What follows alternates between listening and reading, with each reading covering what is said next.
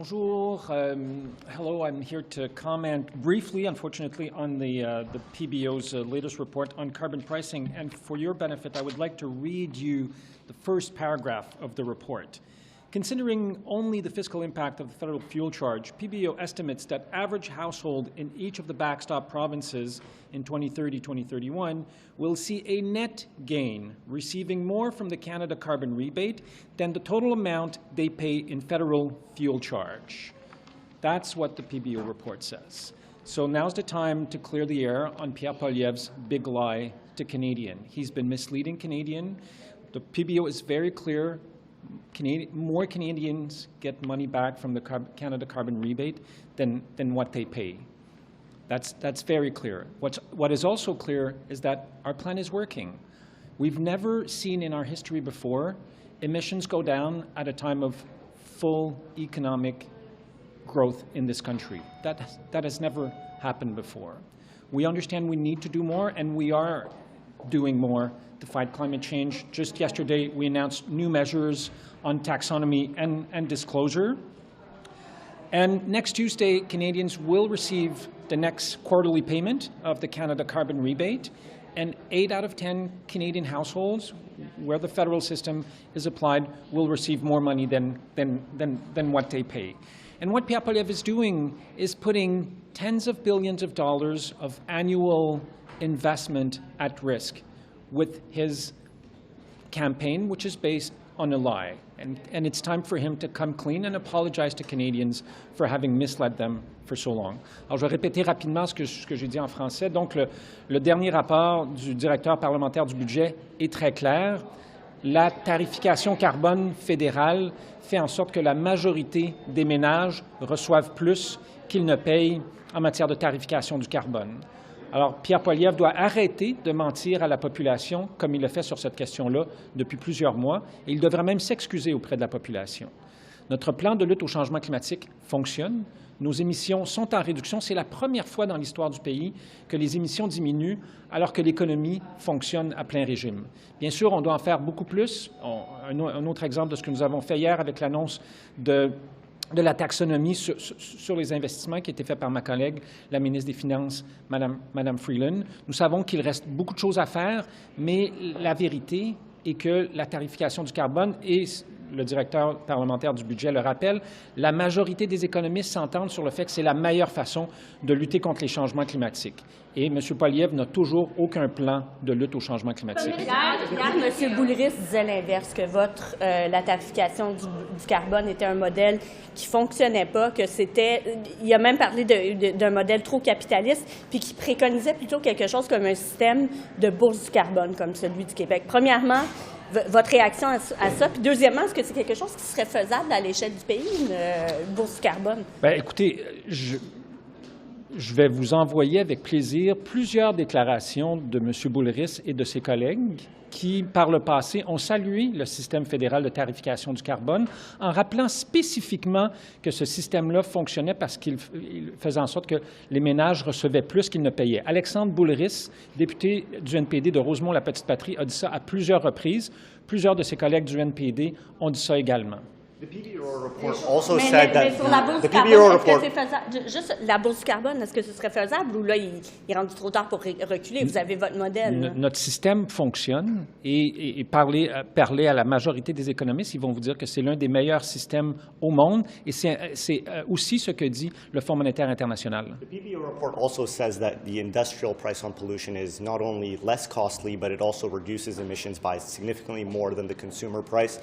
Is there a way, why can't you get rid of the consumer price and just strengthen the industrial price to make up for those emissions at a much lesser cost?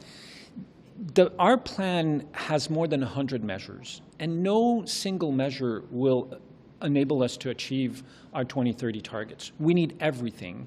And the consumer portion of carbon pricing is very important. It's going to provide at least 13 million tons. That's the equivalent of removing from our road 26 million vehicles by 2030.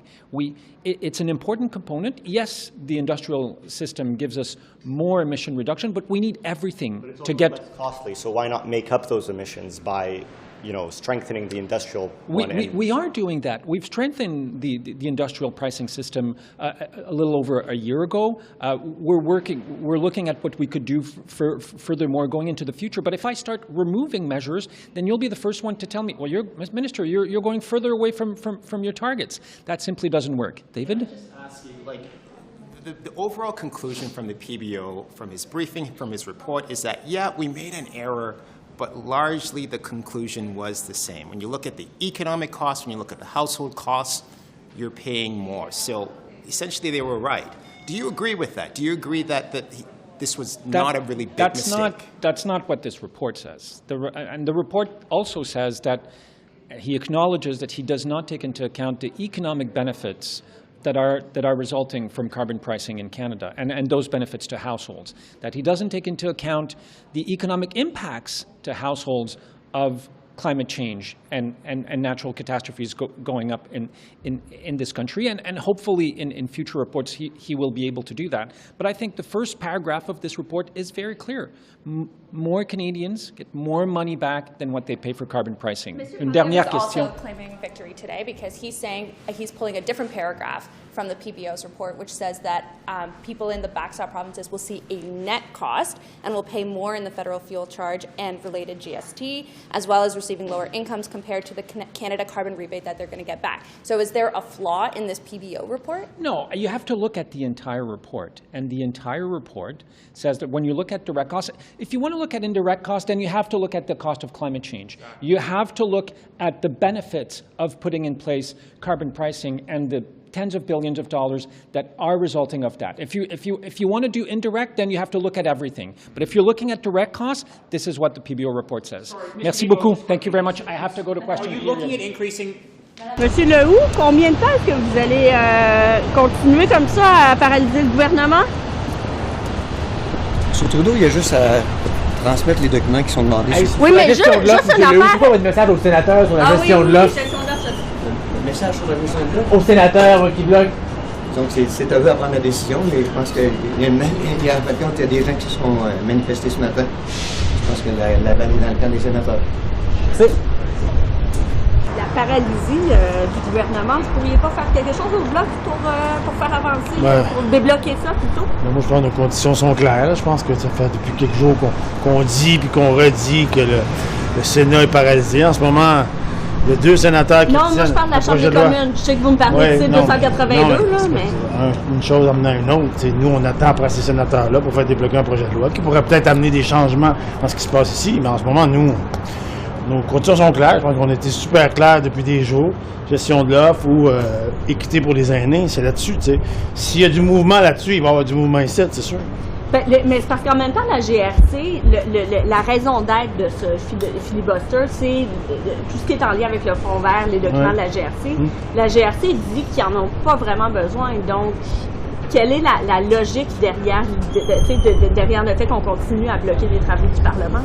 Nous, là, on se bat pour le Québec. Je pense qu'on a dit, redit, je pense jusqu'à plus soif nos conditions pour que ça marche au bord. Puis on continue à appuyer ce gouvernement-là, qu'on n'aime pas, mais on est prêt à ce que, si on est pour faire des gains pour les Québécois dans la foulée, je pense que ça vaut la peine que ça continue un peu, mais en attendant, je pense qu'il y a des joueurs qui doivent jouer des cartes. On va voir ce qui va se passer dans les prochains jours. Merci. Merci d'être arrêté. François Legault has tabled legislation to limit the number of international students being allowed into Quebec. I'd like to know what you think about that. Yeah, I just had a quick glance at the legislation, so we've said that we'll work with him on making sure that the integrity of their education system is preserved. It requires some help from us, but they're taking action. We'll just have to work with them to see that it works. Quebec, I think, contrary to other large provinces, has been relatively responsible in managing the volume of students, but it does have equal challenges on the number of asylum seekers in certain institutions, and that's something that we have to work on together. Quebec has a large measure of the jurisdiction in that, and we want to respect it. They also have a responsibility to maintain the integrity of the French language too, so we'll work with them on that. The way it's being framed, as I read it, is that Quebec is saying that it's granting itself new powers to do this. And I'm not sure, is that the case? Yeah, well, they're putting a piece of legislation forward, so hopefully it does have powers that they but I'm think saying are new. is that within their jurisdiction? Can they do that? Well, we'll have to look at it, but they may have felt that they didn't have enough powers to act in the way that they want to act, so we'll have to keep an eye on it. Et voyez-vous ici une tentative réelle de leur part de faire justement leur part, de s'acquérir de leurs responsabilités dans ce défi-là, qui est de réduire le nombre de cartes temporaires au Canada? Je pense que oui. Le Québec, contrairement aux autres provinces, a bien plus de pouvoir depuis la ratification de l'accord Canada-Québec, qui date maintenant au-delà de 3 décennies. Beaucoup d'avancées pour faire avancer l'immigration francophone au Québec, contrairement à ce qui se passait avant les années 90. Donc, il y a vraiment des avancées importantes qui ont été accomplies grâce à cet accord qu'on appuie, évidemment. En ce qui a trait aux étudiants internationaux, comme je l'ai dit à votre collègue, le Québec était relativement responsable par rapport à l'Ontario à comparer à la Colombie-Britannique. Ils ont des défis de qualité. Ils ont beaucoup de demandeurs d'asile qui passent à travers beaucoup d'institutions québécoises, d'études postsecondaires. Il y en a 4 dans le top 10. Donc, ils ont des défis, mais ont été, somme toute, responsables. Là, ils s'accaparent de plus de pouvoir pour mieux agir, mais évidemment, on va les aider, on va les épauler dans leur visite. Does Quebec have greater powers? Forgive me, I don't know. Does Quebec have greater powers than, say, Ontario in terms of putting limits on it, or is this something that any province could do? Quebec has issues certificates of selection for its students. What provinces don't have directly, although they've sanctioned the runaway train that a number of their institutions have been pushing to fill their own coffers. They don't. Ontario, for example, doesn't issue certificates of selection that are sort of unique to the Quebec-Canada Accord. This is about. It's as much about the quality of students, the quantity of students coming into the country, than who exercises that jurisdiction. In the student space, unfortunately, the federal government has had to act more aggressively in areas that, if provinces were being responsible, they'd be assuming and acting in their jurisdiction. So, do you think this is a responsible action by Quebec? Because I know so you far, said we'll have to. The devil's in the details. It's a skeletal piece of legislation that I reviewed. I think a lot depends on the regulations and the discretion of the minister as it's exercised. So. A lot of technical mumbo jumbo to say. We'll have to wait and see. Yeah, I guess because you've said in the past on other matters, you've said about first of all ago playing politics with the immigration issue. I'm just wondering. Well, yes, and I think he still is, but I think the reality on the student file is Quebec does have the responsibility and needs to exercise it. There's lots of things that other provinces could learn about Quebec's exercise of responsibility on a sector of the Constitution that is almost entirely theirs in its jurisdiction. So. It's nuanced. I've been begging provinces time and time again to exercise their regulation of designated learning institutions. I shouldn't have to play Minister of Education, because that's not what I am. I'm the Minister of Immigration, and unfortunately I've had to. So I encourage all provinces to exercise their jurisdiction in this area. Can I just ask you one more? Quebec's already raised tuition for out-of-province students for Anglophone universities. And do you think that this, like limiting the number of international students coming in, is that going to hurt these institutions even more? We'll have to see. This is about the responsible use of the International Student Visa Program, making sure that the programs that these people are coming to are ones really where excellence and not pure volume is, for the sake of getting a quick buck, is utilized and leveraged. We'll have to see. I think we have a whole discussion in this country about tuition and how it's been used, the underfunding of the post-secondary education system. It's all part of the same discussion, and how I think international students have been used to fill up coffers that should probably be filled by other budgetary means, particularly by provinces. You saw the latest report in Ontario about Ontario's budgets largely being budgets on being balanced on the backs of the international student fees. That's a reality. I think the responsible use of a visa for kids that are coming to this country to get a great experience from Canada, to learn, perhaps stay, perhaps go back to the country, it has to be looked at in that larger context. That's all I got. Thanks. Thank you. Merci.